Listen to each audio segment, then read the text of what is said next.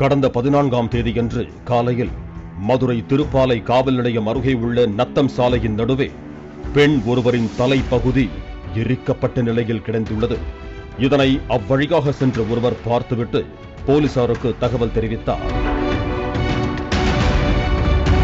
சம்பவ இடத்திற்கு சென்ற தல்லாகுளம் போலீசார் தலையை மீட்டு மோப்பனாய் உதவியுடன் தலை கிடந்த சுற்றுவட்டார பகுதிகளில் விசாரணை மேற்கொண்டனர்.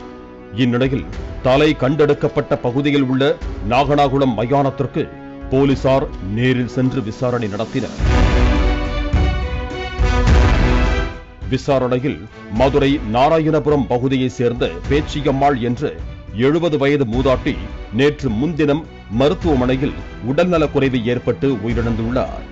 அவரது உடல் மயானத்தில் எரியூட்டப்பட்ட போது மழை பெய்ததால் உறவினர்கள் கிளம்பிச் சென்றதாகவும், உடல் பாதி எரிந்த நிலையில் மயான ஊழியர்களின் கவனக்குறைவால் தலையை பார்க்காமல் விட்டதாகவும் கூறப்படுகிறது.